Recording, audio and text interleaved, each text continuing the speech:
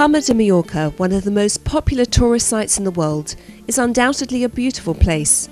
The breathtaking scenery, the stylish streets and the beckoning beach all attract many tourists. The powerful control of the church in the island, home to 4,000 inhabitants, has decreased in the past years, but it is still noticeably felt. It is hard to find the remains of the Jewish community who were evicted 500 years ago during the Spanish Inquisition. But beneath the surface, it seems that thousands of Jews still live in Palma, descendants of the Anusim, who were persecuted in the 15th century. This was thanks to the church. Yes, you heard correctly. We'll come back to this later. In the meantime, let's meet some of the descendants of the Anusim who live today in Palma. In the parents' house of Mayela Madrigal, a couple of traditions still remain from previous generations. At home we have never eaten pork, never, and well, we didn't know why, but it was a custom in family, and we don't mix food like milk and meat. We have never done that, and washing the meat before eating to put it on water, and those are the things we have done at home. Do you want to be Jewish? Do you want to convert? Yes, well, I have been since 10 years ago. I have been researching, but now I know I want to convert. Why is it so important to you? Because I feel I need to be part. Only if I convert, I will feel really what my background is. I want to know about my family,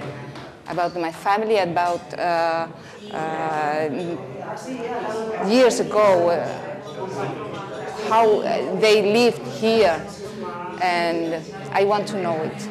Joseph Aguilo sketched a family tree of the different generations who kept Judaism in the hostile Christian environment. The family tree shows exactly how they kept their Judaism. Shavei Yisrael organization, which is headed by Michael Freund, operates all over the world for the return of the lost tribes of Israel back to the Jewish people and to continue to accompany them throughout the entire conversion process. The Bnei Anusim are our brothers and our sisters. They were taken from us. They were kidnapped from the Jewish people centuries ago. It's our responsibility to reach out to them. It's our responsibility to embrace them and to welcome them back home to the Jewish people. I feel very strongly about that. And by doing so, not only are we helping them, but we're helping ourselves as well.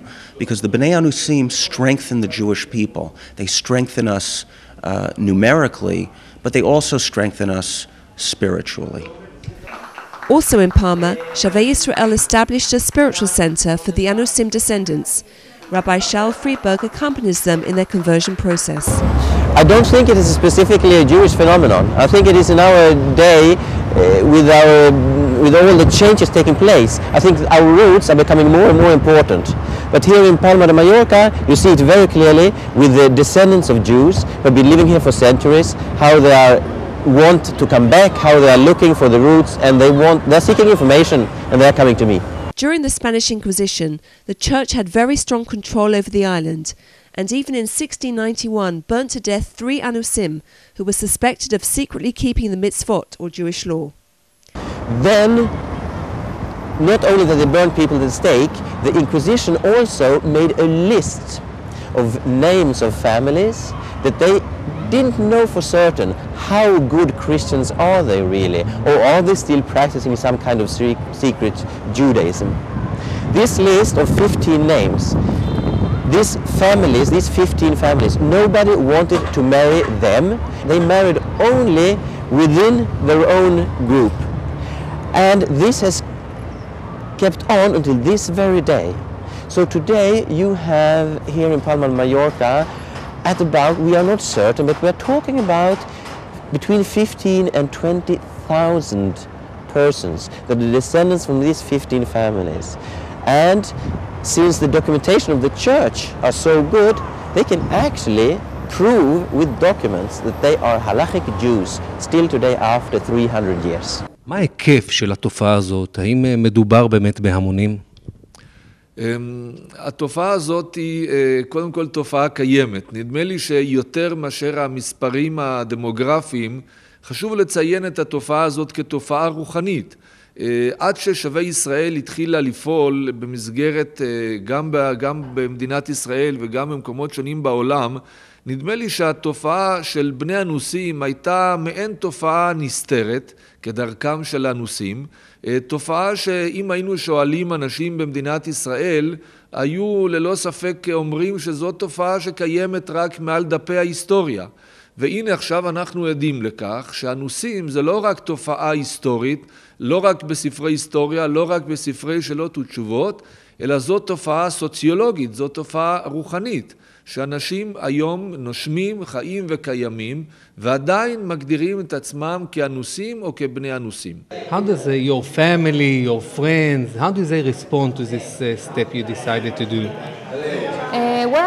Some of them, they accept because they know how I am and they know that I have this feeling since a long time ago. So that's why they agree in this point.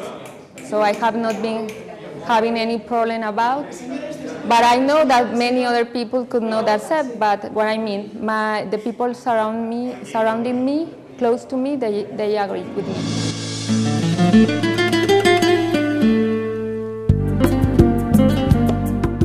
Shweta, that is the negative nickname given to the Anusim descendants in Palma throughout the years.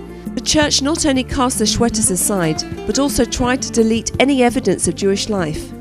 But during a short tour in the capital city of the Spanish island, we did manage to find that some evidence of Jewish life has remained, even after the last 500 years. Here in this building, the main synagogue was situated. The entrance signs are still visible. The Anusim descendants throughout the years used to walk along the wall and rub their hands smoothly and lovingly, despite the fact that the building was converted to a church. Other evidence we found was a small workshop of ceramic jugs. In the basement workshop, there is an entrance to a tunnel which has been sealed. According to tradition in the city, this tunnel which reaches the sea was an escape route for the Anusim who lived there. In the workshop we found jugs with patterns shaped as the Star of David and ornaments with the word Chai on them. Whoever wants additional evidence, here we go. The main decorative pattern on the central church is based on the Star of David. The Anusim who took part in constructing the building did not forget their origins and stamped it in the most noticeable position. Shalom. Nice to meet you. Shalom, mucho gusto. The leaders of the church warmly hosted the chief rabbi and the members of Shavei Yisrael. So did the president of Myorka.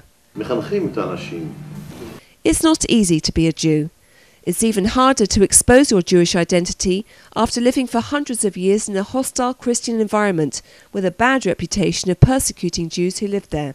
So what caused the Anusim descendants to suddenly wake up after more than 500 years and search for their Jewish roots? Why now? Why now? Why not 20 years ago? I don't know. Because now we can open this place without fear. There are a number of factors behind this phenomenon. One is the fact that Spain and Portugal, just 3 decades ago, became democracies. And as their societies have opened up more, people feel freer to explore their heritage and to explore their roots.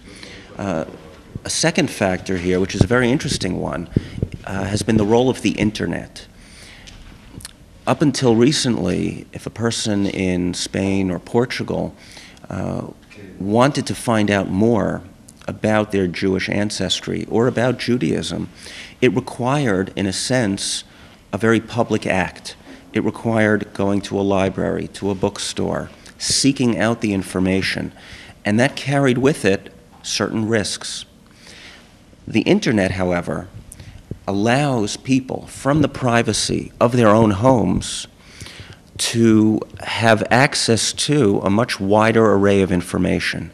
And it allows them, without revealing themselves, as it were, to their neighbors or their friends, to look into their past in a way that previously they weren't able to do so. I know this is like a a trip I am doing, and it won't finish just one day until my life ends.